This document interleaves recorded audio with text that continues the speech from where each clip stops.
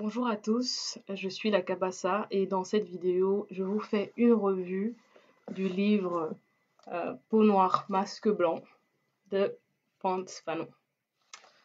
Alors avant de commencer, je me présente rapidement. Donc comme je disais, je suis la Cabassa, je suis blogueuse.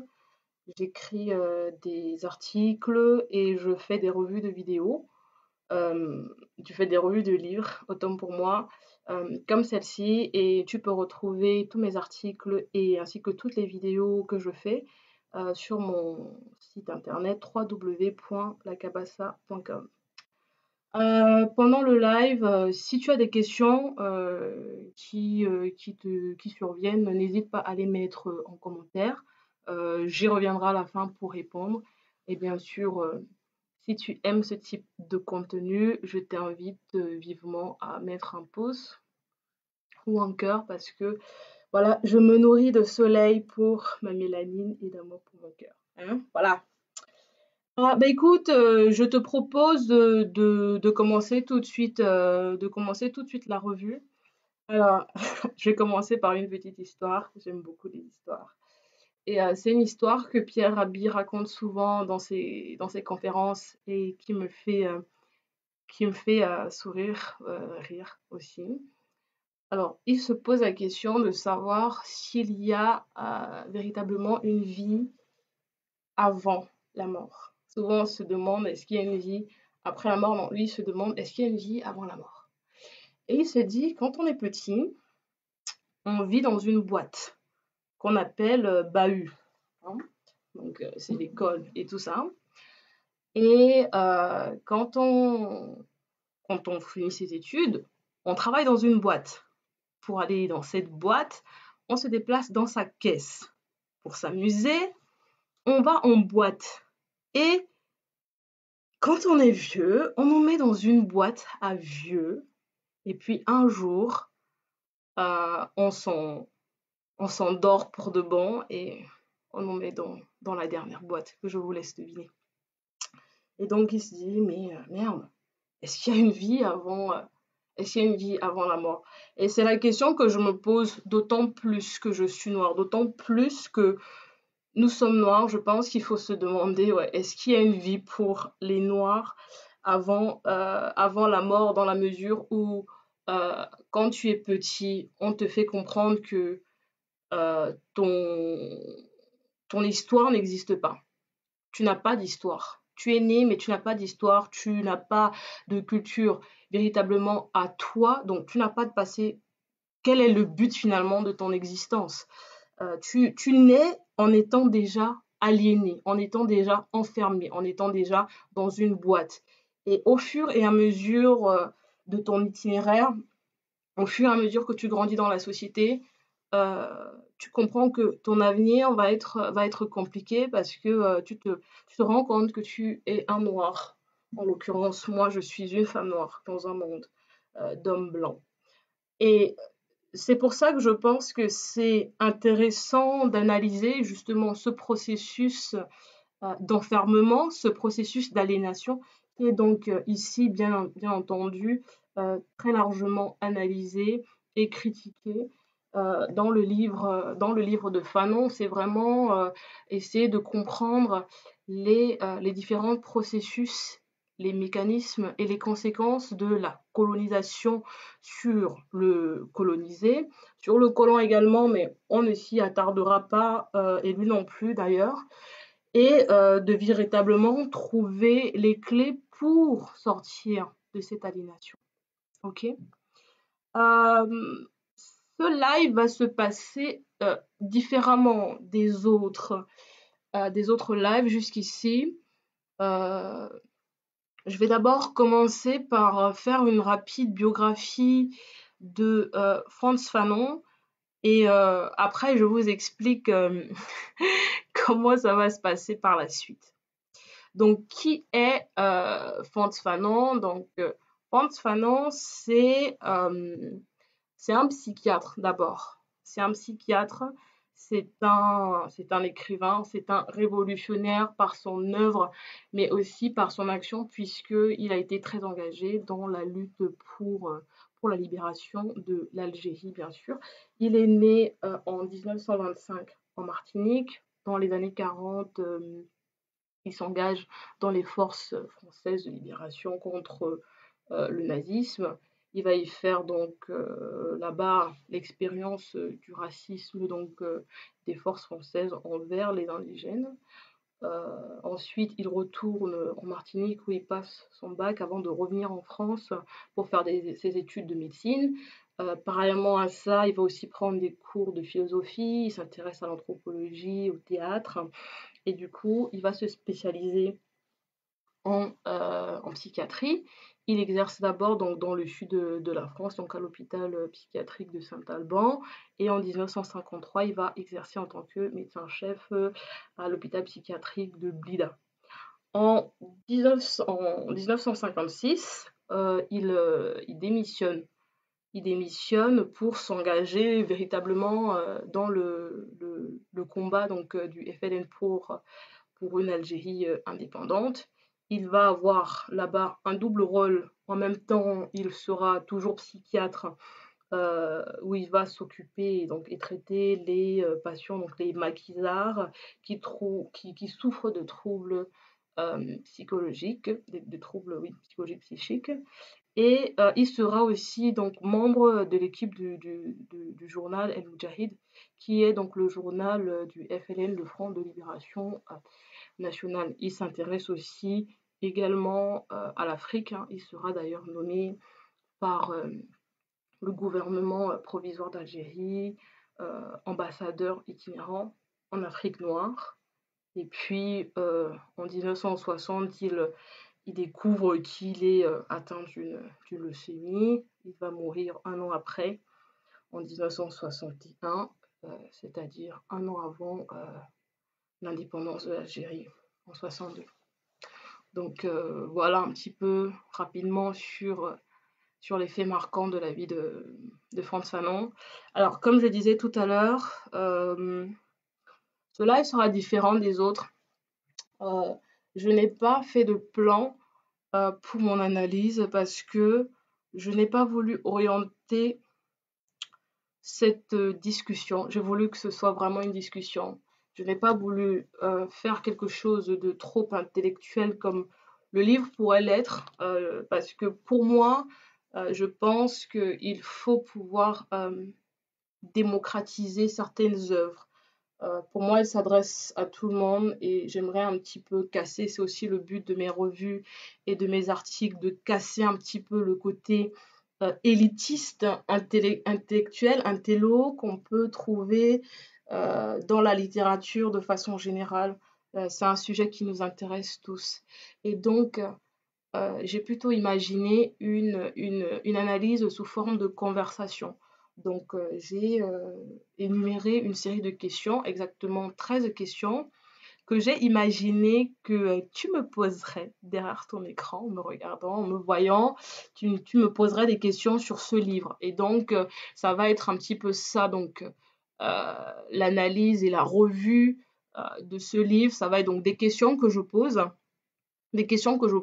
et auxquelles je réponds et qui vont vous permettre d'avoir, je pense et j'espère, une idée juste du contenu du contenu du livre. Alors, la première question, c'est parti. La première question, c'est la suivante. À qui s'adresse ce livre? Je pense que c'est important de se poser la question. Pour répondre à cette question, je vais lire rapidement, très très rapidement. Donc, c'est un extrait, c'est la première page d'ailleurs du livre. Et c'est quoi? Quelques petites lignes. C'est un extrait en fait du discours sur le colonialisme, qui est un livre qui a été écrit par Aimé Césaire. Et ça dit ceci. Je parle de millions d'hommes à qui on a inculqué savamment la peur, le complexe d'infériorité, le tremblement, l'agenouement, le désespoir, le larbinisme. Je pense que je viens de répondre à cette question juste en lisant cet extrait. Il s'adresse bien sûr à nous. C'est un livre qui s'adresse à tous les névrosés, c'est-à-dire nous qui sommes malades et qui sommes malades parce que nous avons reçu le traitement de la colonisation, entre guillemets. Donc, c'est un livre de toutes les façons qui doit être lu par tout le monde, blanc, noir, vert ou jaune. Mais une fois de plus, je vais beaucoup insister sur ça pendant ce live, que quand on est noir en particulier, on se doit honnêtement d'avoir au moins une connaissance de ce livre et de ce qu'il en dit, parce qu'il dit des choses intéressantes. Des choses intéressantes. Alors, la deuxième question que je me suis posée, c'est pourquoi est-ce que c'est intéressant d'étudier ce livre? Et c'est vrai que ça, c'est une question à laquelle je réponds spontanément dans tous mes lives. Quel est l'intérêt d'être là? Quel est l'intérêt de prendre votre après-midi pour être avec moi aujourd'hui, à m'écouter parler, ou littéralement d'ailleurs de regarder cette vidéo ou de lire ce livre? Parce que tout simplement, c'est un livre qui nous permet de comprendre le contexte historique de l'époque, hein. C'est un livre qui a été écrit en 1952. Donc, dans les années 50-60, c'est un petit peu la période des premières décolonisations, hein. Et donc, c'est important de savoir que il faut avoir beaucoup de courage, hein, pour écrire un livre comme ça pendant cette époque-là. Et donc, comme je disais, c'est une description de la société à ce moment-là, mais c'est aussi le reflet de notre société aujourd'hui, parce que l'évolution entre les mentalités de l'époque, les complexes que les Noirs avaient à cette époque-là, et les complexes que nous, Noirs, avons à notre époque, sont toujours les mêmes. Donc, c'est un livre finalement qui reste euh, qui reste très actuel, et c'est un livre qui te permet de, comme je disais, véritablement comprendre les processus de l'aliénation, de l'acculturation, et de véritablement les déconstruire pour te libérer. Et ça m'emmène tout de suite à ma question 3, qui est euh, du coup, comment est-ce que l'auteur organise ce livre pour te permettre pour te donner en fait les clés qui vont te permettre en tout cas de te désaligner? Il y a exactement 7 chapitres dans le livre qu'on peut lire honnêtement de façon assez indépendante.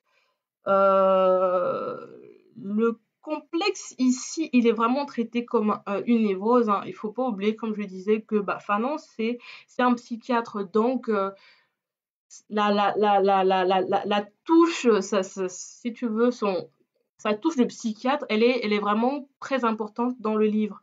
Le livre, il est écrit présenté sous 3 aspects, je pense.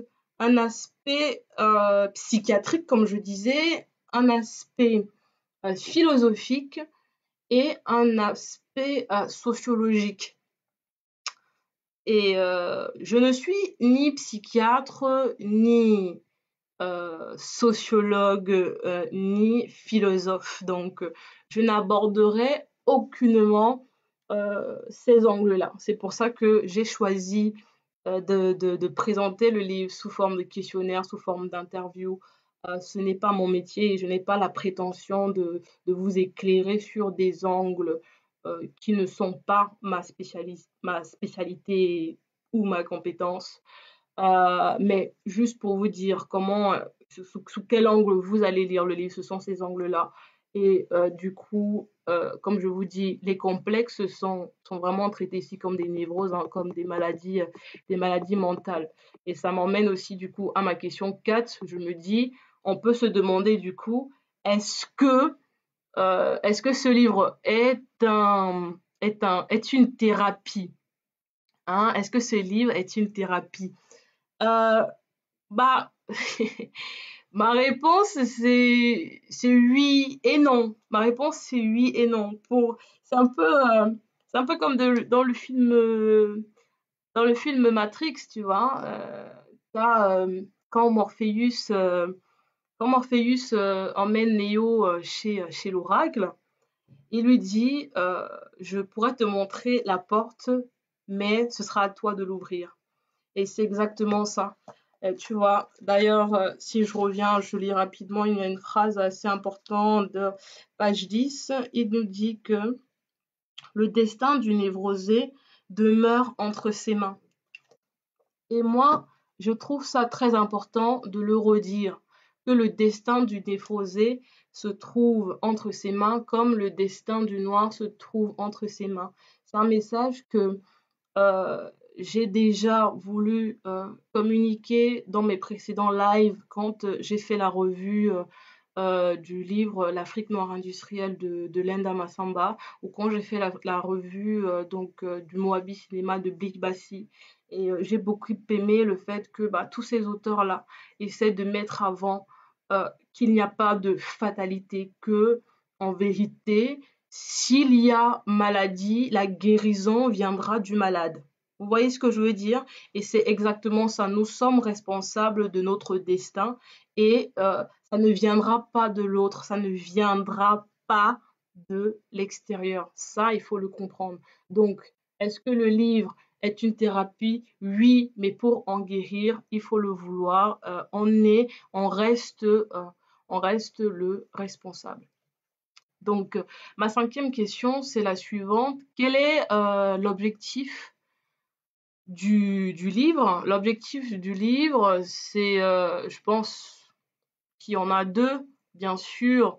La première, parce que le livre fait un peu une psychanalyse du problème noir. Fait une psychanalyse du problème noir. Donc, le livre, il a pour but de véritablement vous montrer, vous décrire cette psychanalyse et puis vous donner les clés et vous faire comprendre que c'est par une prise de conscience qui va être à la fois économique et sociale que la désaliénation va être possible. Alors même si je vous ai parlé des 3 angles qui éclaire la lecture de Peau noire masque blanc, Fanon reconnaît d'abord que le complexe d'infériorité est d'abord un problème économique. Il ne s'attarde pas là-dessus, ce n'est pas sa spécialité, mais il le reconnaît, et comme je le disais dans mes précédents lives, tant qu'on n'aura pas répondu à la question économique, on ne pourra pas répondre aux autres questions, même si évidemment ça ne nous empêche pas d'essayer d'élever notre conscience. Alors, la question suivante est: qu'est-ce que le mythe du nègre? Parce que on en parle beaucoup dans Peau noire masque blanc. D'ailleurs, Fanon il définit donc 2 types de personnes, hein. Le mystifié c'est le noir, hein, c'est celui à qui on fait croire quelque chose. Et le mystificateur c'est celui du coup qui fait croire quelque chose à l'autre, sauf que le mystificateur est lui-même un mystifié parce qu'il doit se faire croire quelque chose lui-même pour faire croire quelque chose à l'autre. Si je suis pas claire, je réexplique. C'est dans 2 de mes articles, je pense, j'ai écrit une série qui s'appelle Ce qu'il y avait avant l'esclavage, et le chapitre, j'ai fait en plusieurs chapitres, et le chapitre 2 s'appelle Comprendre le mythe du nègre en, euh, en 4 points.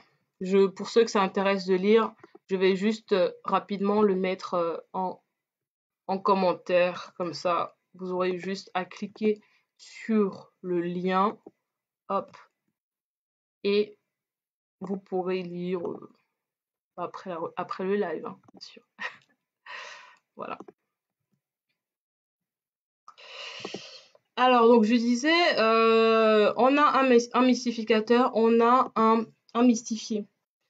Faut savoir que ce qu'il y a de véritablement particulier dans l'esclavage, c'est le fait que l'exploitation économique par le colon repose sur la déshumanisation de celui qui est exploité. C'est-à-dire qu'on ne veut pas juste le mater pour qu'il travaille. Non, il faut qu'on lui enlève son humanité. Donc, c'est pour ça que le noir ne saurait être un homme, parce que, vous voyez, en tant qu'humain, on ne saurait faire autant de choses affreuses à un autre humain. Pour faire des choses affreuses comme ça, il faut que l'autre ne soit pas humain, il faut que l'autre soit un animal. D'où le fait qu'on entend singe, moitié d'homme, etc. Parce que comment justifier l'exploitation d'un peuple qui serait aussi humain que toi? Donc tu dois déshumaniser l'autre, sauf que ce faisant, tu te déshumanises toi-même. Tu ne peux pas être. C'est-à-dire qu'il y a un double phénomène dans la déshumanisation de l'autre, c'est que si tu dois enlever son humanité à l'autre, tu dois te l'enlever à toi-même. Tu vois ce que je veux dire?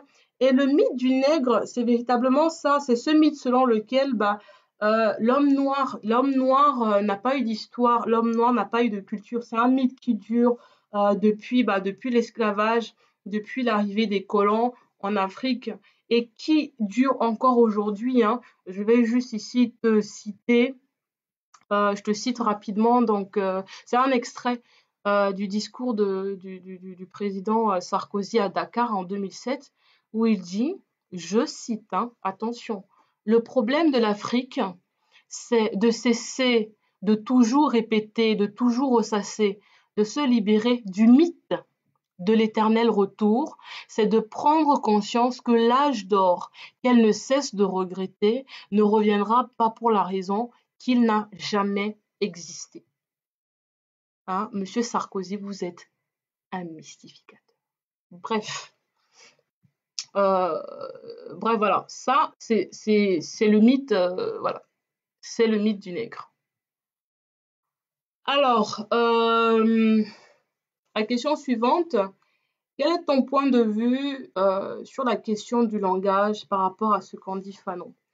Alors, le premier chapitre de Peau noire, masque blanc est sur le langage. Le langage, c'est quoi? Au-delà d'être juste, et ça, c'est encore un des sujets que j'aime beaucoup parce que c'est important. Le langage, c'est pas juste le fait de s'exprimer dans une langue, embrasser un certain nombre de codes culturels, un certain nombre de valeurs, c'est embrasser une histoire, c'est faire partie d'une nation. Et pour moi, quand tu ne parles pas ta langue maternelle, il y a un héritage que tu ne toucheras jamais.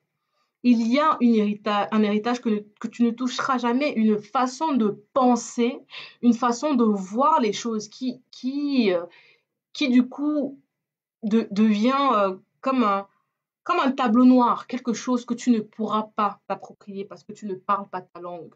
Ok. Et dans le livre, Fanon, en fait, il parle des Antillais qui font l'expérience de la métropole. Ok. Ils quittent la métropole, ils quittent leur île natale et quand ils viennent à Paris, du coup, ils ont une ils ont une expérience vraiment incroyable parce que quand ils retournent dans leur île, ils ne parlent plus créole. Ouais, ils ne parlent que français. Ils ne parlent que français et ils ont cette façon de parler français comme les vrais Français qui du coup les rend supérieurs. Hein. D'ailleurs, Fanon les appelle les Noirs évolués. Hein. Ce sont des originaux. Ils sont très originaux. Voyez, ils parlent français exactement comme les Français. Ils ne sont plus comme les autres Antillais, ils sont au-dessus. Ils souffrent d'un complexe qui est vraiment... c'est un vrai complexe d'infériorité que de vouloir être toujours l'égal de l'autre parce qu'ils veulent montrer aux Blancs qu'ils sont Blancs au-delà de leur couleur parce qu'ils parlent comme eux, ils veulent montrer qu'ils sont intelligents. Et ce que Fanon dit et que je trouve vraiment, vraiment juste, c'est que on ne saurait utiliser en fait l'intelligence des hommes pour justifier leur égalité. Tu vois ce que je veux dire? Parce que c'est au nom de l'intelligence qu'on a créé les inégalités. Et moi, je veux aussi faire écho toujours au Moabi Cinéma. D'ailleurs, lors de mon dernier live, je disais que j'allais faire des petits clins d'œil dans ce live parce que on parlait des Mbenguistes. Hein, les Mbenguistes, c'est les mêmes. C'est comme je disais, bon, c'est des gens qui viennent de France, donc quand ils vont au pays, ils arrivent, ils whiteisent, c'est-à-dire qu'ils parlent comme les Blancs. Ils font comme si, bah, du coup, ils sont venus en France et d'un coup, leur accent a disparu. Et puis, voilà, ils sont vraiment dans une bulle.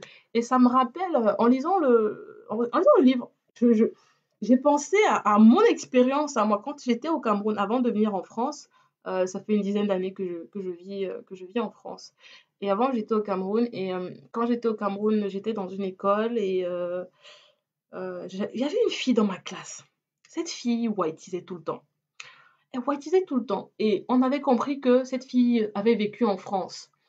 Et whiteiser, hein, je répète, c'est parler comme les Blancs, comme ça. Bon, nous, on a notre accent. Nous sommes des Camerounais du Cameroun. Nous parlons comme des Camerounais.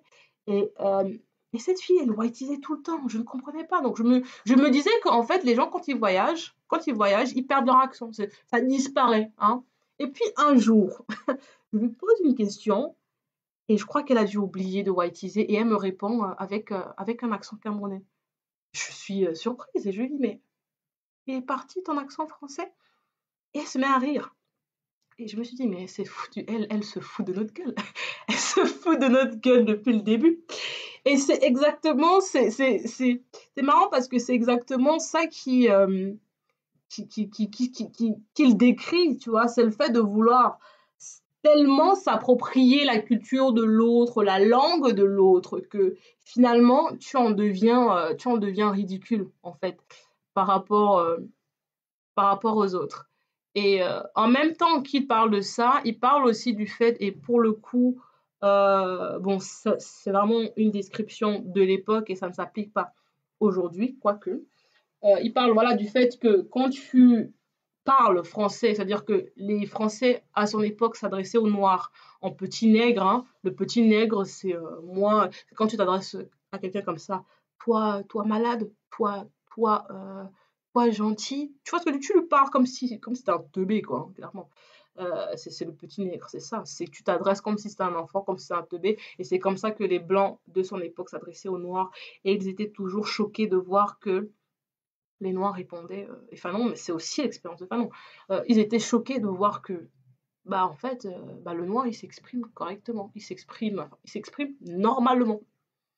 Et je dis oui, que ça appartient à l'époque de Fanon, mais voilà. Quand je suis arrivée en France, c'était il y a quelques années, hein, donc c'est notre époque, c'est très contemporain. Je venais du Cameroun, j'avais quoi, peut-être un mois d'ancienneté en France, donc je suis arrivée en quatrième. Et je me rappelle que ma prof de français était choquée de ma façon de m'exprimer parce qu'elle trouvait que je m'exprimais tellement bien. Elle trouvait que je m'exprimais même mieux que mes camarades. Elle était choquée de mes notes parce qu'elle pensait que venant d'Afrique, j'aurais beaucoup de difficultés à bien parler français. Et c'est souvent ça, alors que, bah, voilà, hein, j'ai envie de dire que le français est devenu notre langue maternelle maintenant, quoi. Et c'est véritablement ça aussi, tu vois, euh, qui est expliqué dans le livre. Je veux profiter de ce live aussi pour dire aux jeunes de ma génération et de la génération d'avant de continuer à transmettre leur langue maternelle. Le français n'est pas notre langue maternelle, je vais le dire. Ça ne veut pas dire que il ne faut plus parler français, ok? Ça veut dire que il faut transmettre aux jeunes, euh, à nos générations, euh, nos langues. Je dis bien nos langues et pas nos dialectes. Je le dis tout le temps. On a des langues, on n'a pas des sous-langues, on n'a pas des dialectes, des trucs qui seraient euh, à part. On a une véritable culture, on a des choses à transmettre et on n'a aucune excuse de ne pas le faire. Moi, je connais des gens chez moi qui parlent leur langue et pour des raisons totalement obscures, ne transmettent pas ça à leurs enfants qui vont grandir en oubliant qu'ils ont une langue, une histoire. Et d'ici quelques générations, vous aurez des familles qui ne se souviendront même plus qu'ils ont eu une langue et qu'ils ont donc eu une culture, qu'ils ont eu des éléments qui étaient associés à tout ça. Vous voyez ce que je veux dire? Donc voilà. Ma huitième question, quel est ton point de vue sur les couples mixtes par rapport à ce qu'en dit Fanon? Alors, question qui fâche. Il y a deux chapitres. Il y a deux chapitres, du coup, c'est des... Ouais. Après le chapitre sur le langage, vous avez deux chapitres un petit peu sur ça. Le premier chapitre, le deuxième chapitre, donc, qui est le premier chapitre sur l'expérience de l'amour mixte. Ça va être le point de vue de la femme. Et puis dans le deuxième chapitre sur l'amour, ça va être le point de vue, ça va être le point de vue de l'homme. Alors, je vais d'abord commencer, comme d'habitude, par ce qu'on dit Fanon et je vais apporter mes propres commentaires à ça. Fanon, dans ces chapitres-là, il fait essentiellement l'analyse de certains livres qui ont été écrits.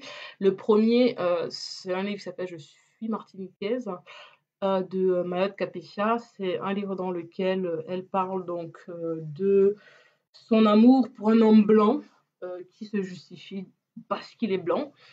Un homme à qui elle pardonne tout parce qu'elle elle veut être blanche. Et c'est vraiment véritablement ça. Elle ne saurait être avec un homme qui n'est pas blanc. Et du coup, donc vraiment, il fait une véritable critique de ce livre-là, donc et de cette femme-là, parce que c'est autobiographique. Et et nous explique aussi, voilà, parce que c'est une psychanalyse, hein, c'est pas juste une critique pour critique, donc il nous amène à comprendre, on rentre véritablement dans l'enfance de Mayotte Capécia et tout, pour comprendre comment est-ce que depuis petite, elle rêve de ces quartiers luxueux, elle a associé noir à pauvreté et blanc à richesse. Et voilà, depuis qu'elle est petite, on lui dit, quand tu es une femme de couleur, la vie est très difficile. Donc, pour te faciliter la vie, qu'est-ce que tu veux? Tu veux être blanche et puisque tu ne peux l'être par ta peau, tu vas essayer de l'être, comment dire ça? Psychologiquement et quelque part, le fait d'être avec un blanc te conforte dans ce statut mental hein, que tu as dans ta tête de blanche. D'ailleurs, il parle d'un phénomène de lactification. Hein. Lactification, ça veut dire quoi? Hein, c'est le lait il est blanc. Voilà, c'est ça. C'est vouloir blanchir. Et il fait un parallèle aussi dans un autre livre que j'ai mis dans ma liste de livres à lire. Je ne sais pas quand je lirai celui-là, mais il m'a l'air intéressant, qui a été écrit par Abdoulaye Sadi, ça s'appelle Nini la mulâtresse.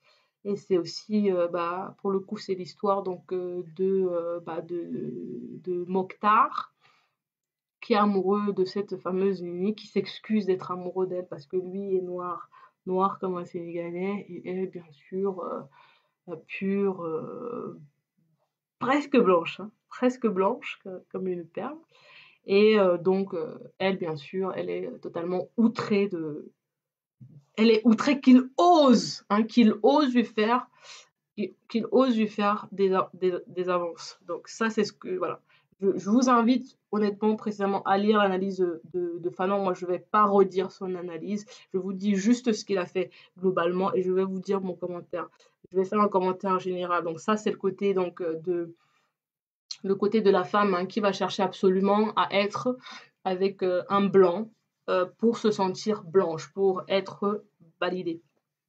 Et le point de vue de l'homme, c'est aussi l'analyse d'un livre autobiographique hein, qui a été écrit, il me semble, est-ce que je me souviens du nom, je crois que c'est René Maran, voilà. René Maran, qui a écrit un livre qui s'appelle Un homme pareil aux autres. Et dans ce livre-là, il raconte sa vie. C'est quelqu'un qui s'est installé en France étant jeune. Il n'arrivait pas vraiment à s'intégrer avec les autres, mais il n'arrivait pas à passer inaperçu parce qu'il était noir.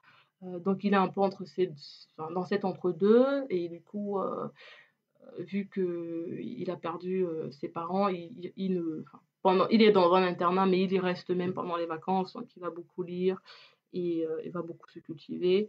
Il tombe amoureux de la fille d'un poète, une fille blanche, et elle aussi, elle est amoureuse de lui, mais il se refuse à vivre cet amour parce que il se sent indigne d'elle. Alors, du coup, tu vas me dire, la Kabassa, celui-là, tu as beaucoup parlé, mais quel est ton point de vue sur les couples mixtes par rapport à ce qu'en dit Fanon? Euh, je pense que la raison qui, qui te pousse à être avec quelqu'un qui est blanc quand tu es noir, ou même vice-versa, est pour moi ce qu'il y a à critiquer ou pas. C'est-à-dire que, comme dit Fanon, tu as des gens qui cherchent en couple à être dépaysé. Je prends l'exemple. Tu vas voir un mec qui est pété de thunes, ok, et il veut être avec une meuf qui est pauvre. Voilà. Il veut être dépaysé, il veut un truc qui change. Donc lui, il veut être avec une meuf qui est pauvre. Ça veut dire que tu lui mets la même meuf, même qualité, même défaut, tout pareil, mais riche, il n'en veut pas. Tu vois ce que je veux dire? Il veut un truc, il veut être dépaysé. Le problème du noir, c'est que généralement, le noir qui n'est pas dans une femme ou homme, dans une relation saine avec le blanc, lui, ce qu'il veut, c'est être à égalité avec le blanc. C'est dire, tu vois, j'ai une femme blanche, je suis comme toi, je suis blanc. L'autre, elle l'a en fait quelque part pour réaliser tes fantasmes infantiles, comme dirait Fanon, au lieu de t'aider à les dépasser. Tu vois ce que je veux dire? Et pour moi, c'est ça le problème. Il faut savoir que Frantz Fanon, lui, bah, il était marié à une femme française blanche, hein. Je pense que le fait d'être en couple avec une personne qui n'est pas de la même appartenance ethnique que toi ne t'empêche pas de te battre euh, pour, euh, pour ta cause. Ça ne t'empêche pas d'avoir une vision sur le panafricanisme. Tu vois, ça ne t'empêche pas d'être africain, ça ne t'empêche pas de continuer à te battre pour l'Afrique.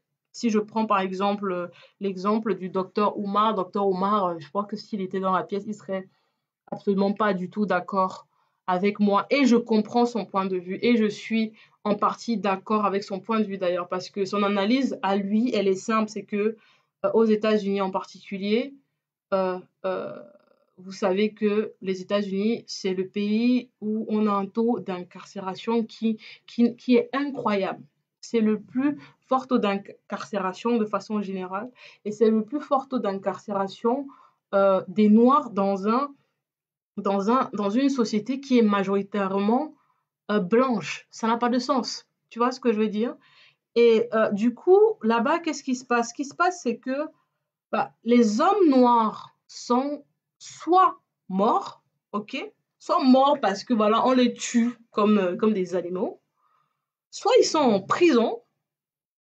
S'ils ne sont pas en prison, il y a une partie qui est gay, donc qui va pas aller avec les femmes. Et ici, c'est pas une critique ou quoi.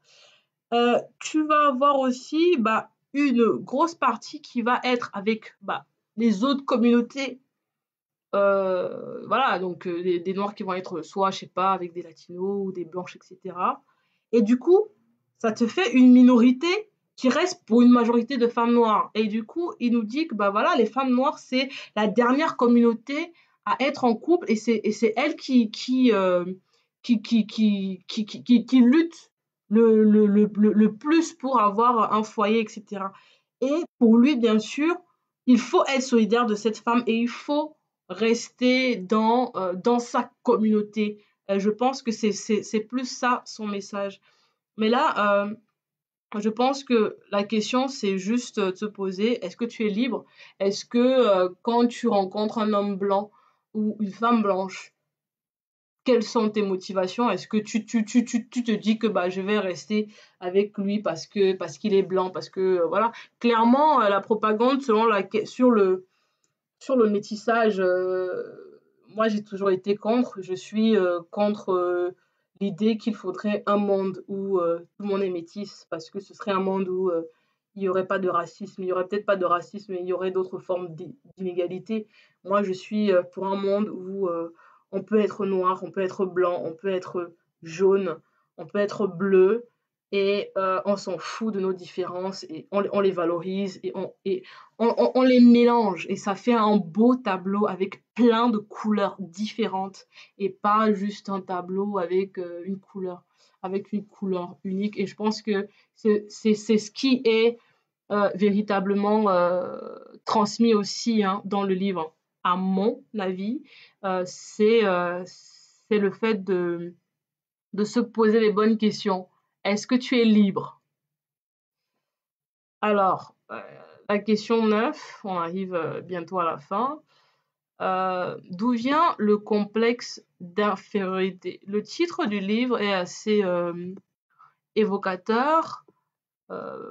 Peau noire, masque blanc. Donc, je pense que tout le monde a compris que euh, tout le monde a compris que nous nous prenons pour des personnes que nous ne sommes pas.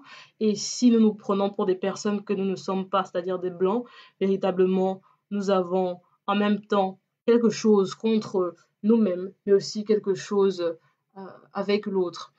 Et dans le 4e chapitre de Peau noire, masque blanc, c'est une critique, hein, d'un livre qui s'appelle Psychologie de la colonisation, et qui a été écrit par Octave Manoni, où en gros, il veut nous faire comprendre que le complexe d'infériorité est inhérent à l'indigène. Donc ce n'est pas quelque chose qui a été provoqué par le colon, mais ça vient de l'indigène lui-même. Alors, c'est comme si c'est comme si l'industrie du tabac disait que le cancer du poumon n'est pas dû à la cigarette. Il disait le cancer du poumon est dû à une prédisposition génétique des personnes, et la cigarette ne vient que réveiller cette prédisposition. Cette prédisposition étant existante avant la cigarette, nous ne sommes pas responsables de tous ceux qui ont un cancer du poumon. Vous voyez ce que je veux dire? C'est vraiment là déresponsabiliser les auteurs, déresponsabiliser le colonialisme. De toutes les façons, tu imagines une balance, hein. Tu as une balance à l'équilibre comme ça. Et si tu mets quelque chose ici, disons là, ok, pour le... Enfin, tu mets un poids, ok. Si tu mets un poids ici, tu as ta balance qui baisse, mais quand elle baisse, l'autre monte. L'autre ne reste pas là. Tu vois ce que je veux dire? Il y a un truc comme ça, il y a un jeu comme ça. Donc, et c'est s'il y a un complexe, c'est pour te dire que s'il y a un complexe d'infériorité, on va pas trop bien maintenant là. S'il y a un complexe d'infériorité, c'est parce qu'il y a en même temps un complexe de supériorité. D'ailleurs, il y a d'abord un complexe de supériorité qui va créer en fait un complexe d'infériorité. Et du coup, d'où vient ce complexe? Il vient simplement du colonialisme, il vient de l'esclavage. C'est-à-dire que dans un premier temps, tu entends, tu es un singe, tu n'es rien du tout. Tu entends ça, tu entends une voix qui est extérieure à la tienne et qui te dit ce que tu es. Ok. Et dans un deuxième temps, tu répètes la même chose, tu te le répètes à toi-même. Tu as intériorisé le colon. Tu es devenu toi-même ton propre colon. Tu vois ce que je veux dire? Et c'est très, très, très difficile d'avoir cette conscience-là parce que après, qu'est-ce que tu fais? Tu la transmets aux autres.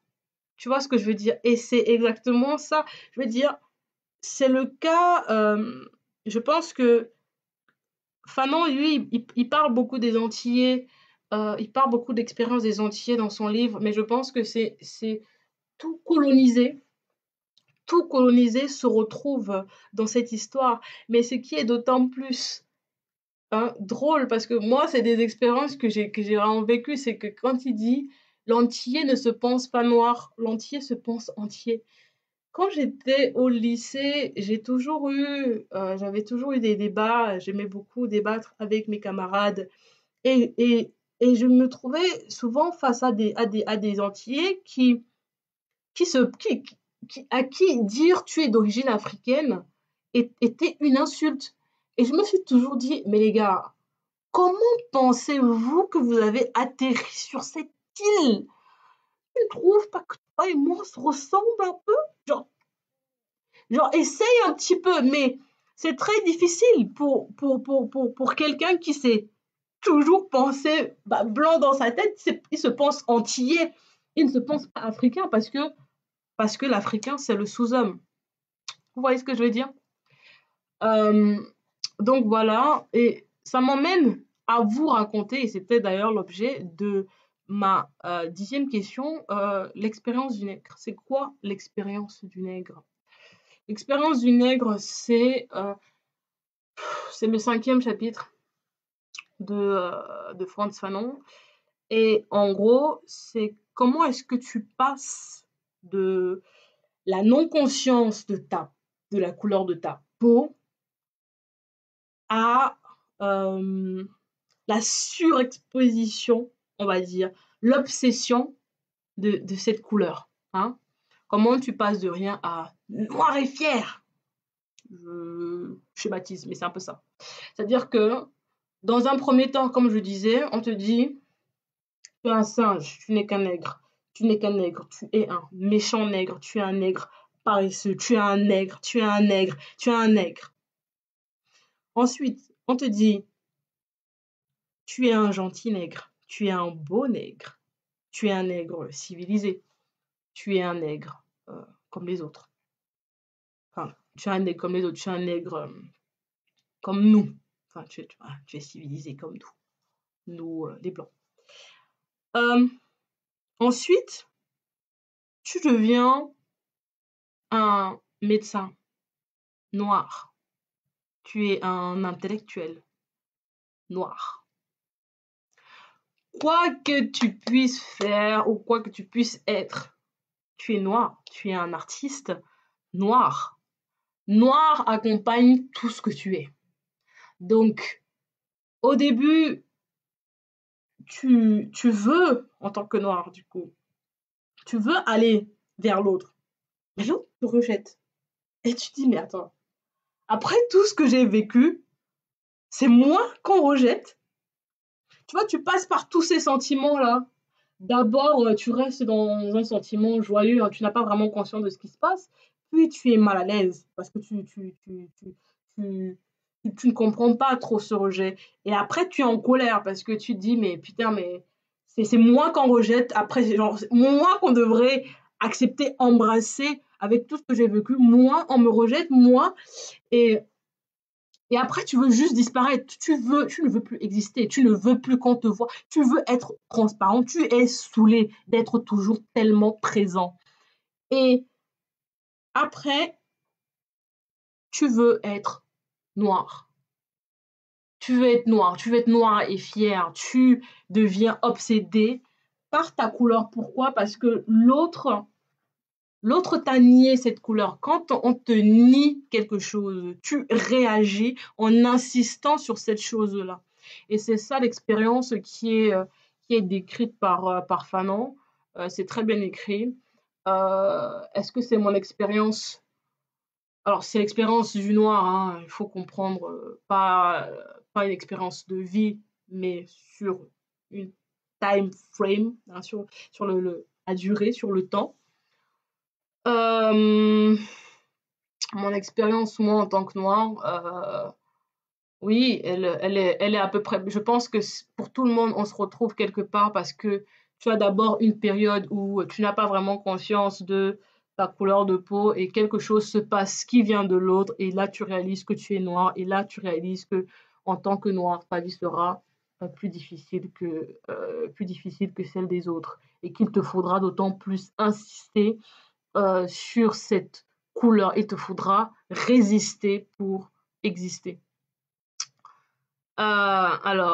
Question 11. Pourquoi un enfant noir normal ayant grandi dans une famille normale devient anormal au contact du monde blanc?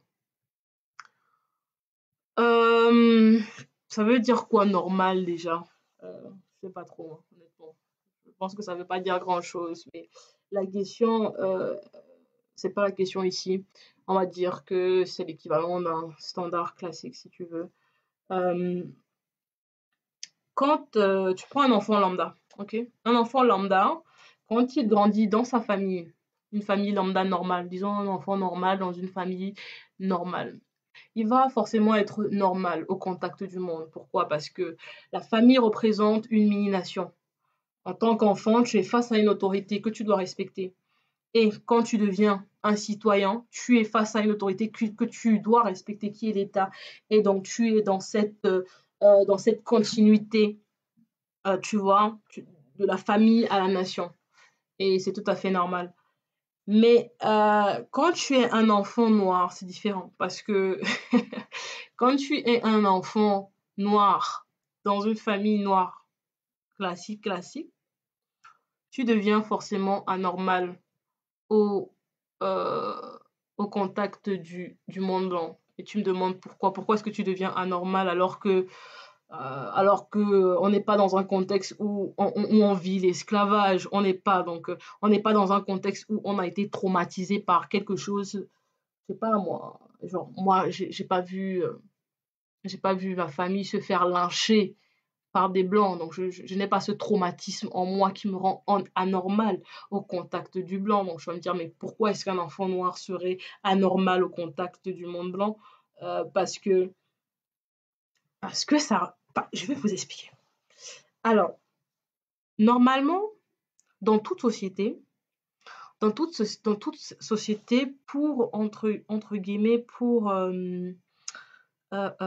maîtriser disons, les énergies agressives des enfants, tout le monde en a, et on en a même quand on en a même quand on est un enfant, il faut faire un transfert. Je vous explique. C'est-à-dire que un enfant, par exemple, son agressivité, l'agressivité qu'il a, pour la transférer, il va passer par le jeu.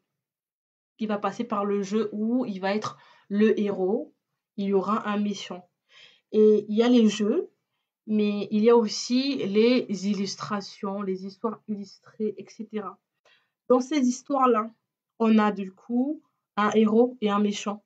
L'enfant, quand il voit ces images, il se projette et transfère son agressivité au héros qui va lui la transférer sur le méchant. Est-ce que vous voyez ce que je veux dire? C'est comme ça que ce transfert-là est fait dans toutes les sociétés. C'est à ça que servent les jeux et les histoires, etc. Donc, sauf que dans notre société aujourd'hui, euh, les histoires qui sont illustrées sont faites par des blancs pour des enfants blancs. Alors, à son époque, les méchants qui étaient illustrés dans les dessins étaient des sauvages, étaient des noirs. Et le problème, c'est que aux Antilles, les enfants noirs, ils avaient accès, et c'était la seule chose à laquelle ils avaient accès. Donc, euh, euh, ils se projettent, parce qu'on se projette toujours dans le héros. Hein. Si un héros, c'est un méchant, vous allez devenir méchant. On se projette toujours dans le héros. Donc, le héros, il se projette dans le héros. Ok, l'enfant noir se projette dans le héros, sauf que le héros est noir enfin, excusez-moi, le héros est blanc. Donc, il se projette dans un personnage qui n'est pas du tout lui. Ok? Et ce personnage-là est le héros. Et dans l'histoire, le méchant, c'est le noir. Donc, le gentil blanc dans l'histoire va tuer le méchant noir. Ok? Et toi, en tant qu'enfant, tu es devenu le gentil blanc qui va tuer le méchant noir. Donc, tu es le méchant et tu vas te tuer toi-même. Est-ce que vous comprenez la complexité? C'est pas la complexité, mais je veux dire le mécanisme. Est-ce que vous comprenez le mécanisme en fait inconscient qui se passe, qui se déroule en fait dans l'inconscient de votre enfant et qui va garder en lui et avec lequel il va évoluer en tant qu'adulte. Et souvent, il y a des choses qu'on n'arrive pas à expliquer et qui reviennent simplement. Il faut chercher dans l'enfant, il faut véritablement faire une psychanalyse. Alors, lui, à son époque, les méchants, c'était les noirs. Je veux dire, aujourd'hui, on voit très peu de contenu comme ça, même si moi, des contenus comme ça, des bouquins, des images racistes, j'en ai avec des bouquins, voilà, j'en ai vu. Après, bon, je fais plus de commentaires sur des trucs, je vous expliquerai pourquoi. Mais voilà. Donc, mais c'est vrai que généralement, on n'a pas d'histoire comme ça avec un personnage, un héros blanc qui va tuer un méchant noir. Mais aujourd'hui, quand même, les personnages restent toujours blancs. Ça veut dire que nos enfants noirs se projettent toujours sur des héros blancs. Et je pense que c'est pour ça que le film Black Panther a fait un succès, mais incroyable, parce que pour une fois, on pouvait avoir à l'écran des enfants qui se projettent sur des héros qui sont exactement comme eux. Et c'est pour ça que c'est important de donner à vos petites filles, si vous voulez leur acheter des poupées, de leur acheter des poupées noires, des poupées qui leur ressemblent, des poupées avec des cheveux crépus comme elles, des poupées à leur image, qu'elles se voient et qu'elles acceptent leur réalité et qu'elles la valorisent et qu'elles donnent un sens à ce qu'elles sont. Et c'est pareil pour les livres, pour l'imaginaire.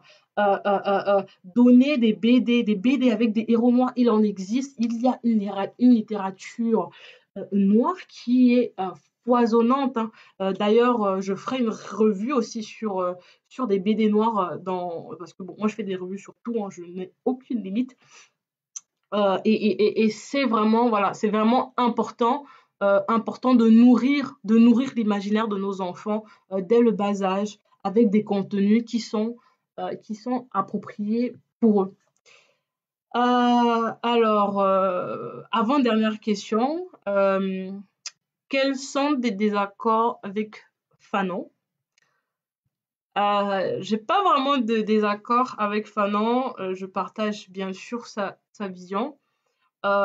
J'ai quelques réserves sur un truc, mais c'est vrai que j'aime quand même sa vision. Je vais vous lire un passage, sa vision un peu universaliste, page, page 120. Il dit: chaque fois qu'un homme a fait triompher la dignité de l'esprit, chaque fois qu'un homme a dit non à une tentative d'asservissement de son semblable, je me suis sentie solidaire de son acte. Fanon, c'est quelqu'un, je pense, qui se voit pas comme un homme noir, justement. Il est vraiment, c'est très clair hein, quand tu lis le livre. Euh, il se voit comme un homme, et je pense qu'il met toujours l'humanité au centre de tout. C'est pas du tout un livre, voilà, ceux qui vont dire que c'est un livre qui exacerbe les tensions entre noir et blanc, ils n'ont pas lu Fanon et ils n'ont rien compris. Et il faut le lire parce que bien au contraire, c'est un livre de réconciliation, c'est un livre de réconciliation avec soi-même, mais aussi avec les autres. Et effectivement, ce qu'il prône dans le livre, c'est que moi, voilà, je suis comment dire ça?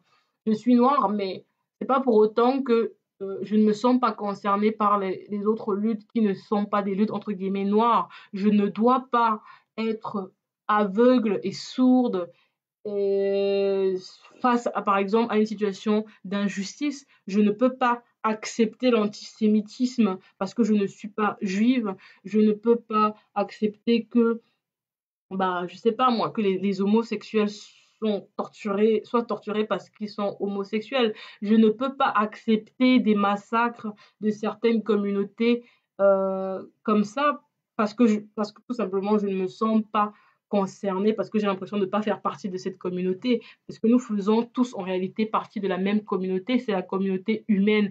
Et par ça, on ne saurait être insensible aux luttes. Les luttes des autres sont les miennes, blanc, noir, jaune, bleu. Ok.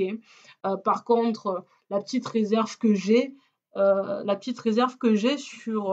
sur l'universalisme de Fanon, c'est que oui, lui se considère comme un homme, il ne veut pas être prisonnier de l'histoire, il ne veut pas être prisonnier d'un monde noir, hein. Il le dit clairement. Euh, voilà, il le dit, voilà, je ne veux pas être la victime de la ruse d'un monde noir, parce que voilà, pour lui, il n'y a pas de monde blanc, il n'y a pas de monde noir, comme il n'y a pas de monde blanc. Il le dit, hein, il n'y a pas, je ne veux pas être la victime de la ruse d'un monde noir. Ma vie ne doit pas être consacrée à faire le bilan des valeurs nègres. Il n'y a pas de monde blanc.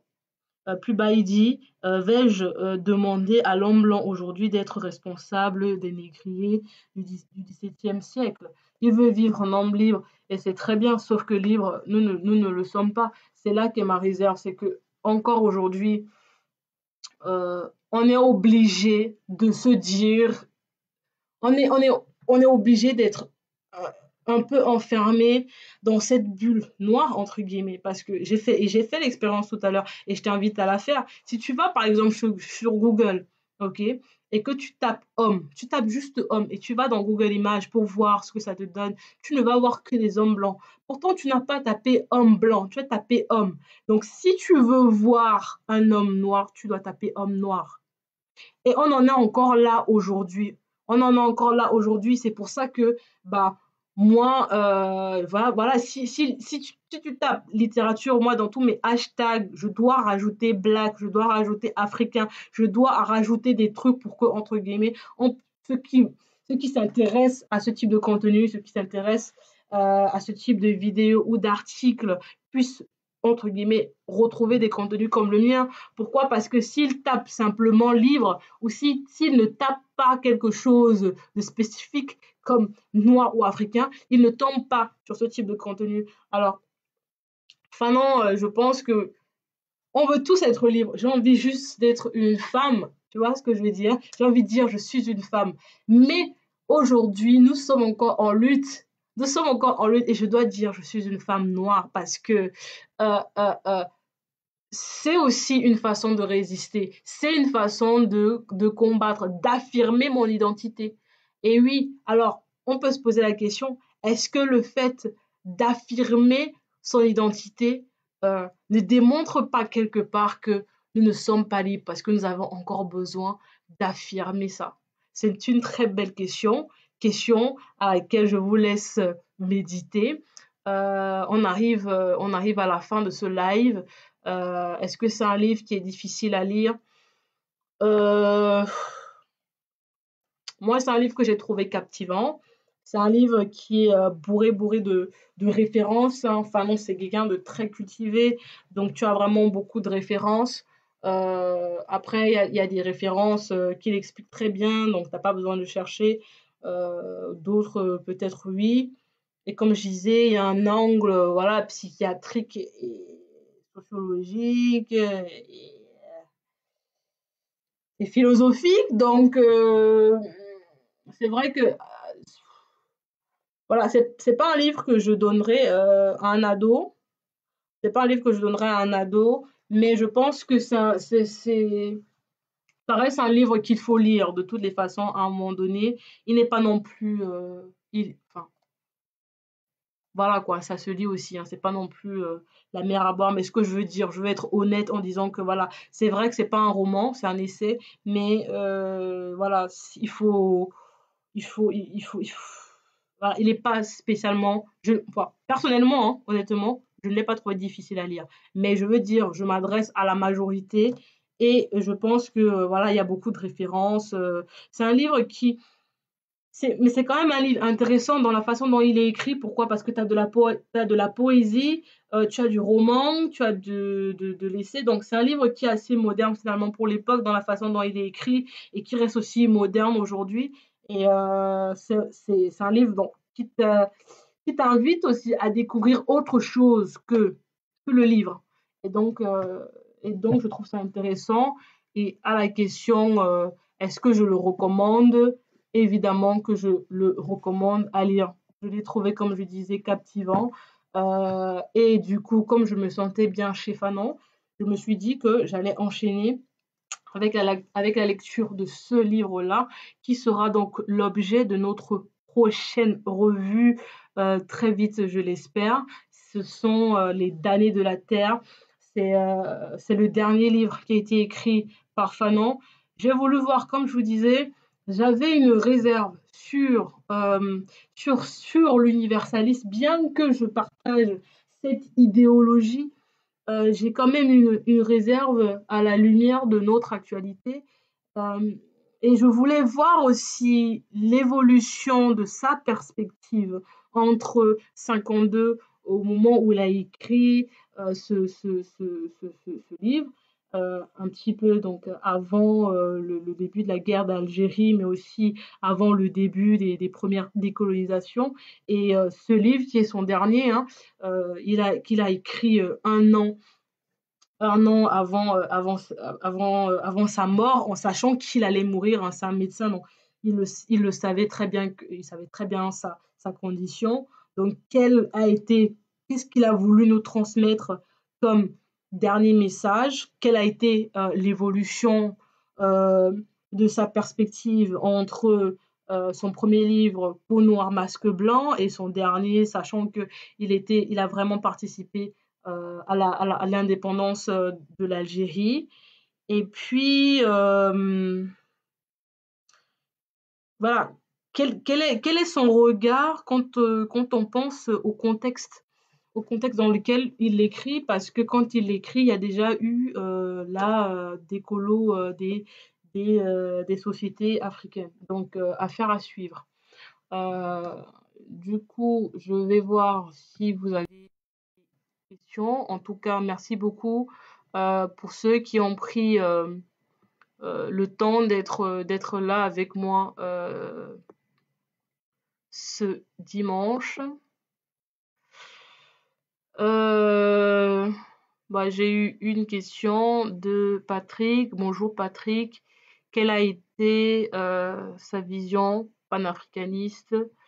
Je pense que ce sera surtout l'objet de ce sera surtout l'objet du livre Les damnés de la terre, où là on va vraiment parler du panafricanisme, hein. On en parle quelque peu là déjà, parce que il y a on n'en parle pas vraiment dans Peau noire, masque blanc, mais en tout cas je pense que l'une des valeurs du panafricanisme, c'est aussi une certaine universalité, et on en a un petit peu parlé dans Peau noire, masque blanc. J'ai pas envie de tout faire en un live, donc je préfère vraiment élaborer sur ça un peu plus tard. Alors, qu'est-ce qu'on a d'autre ici?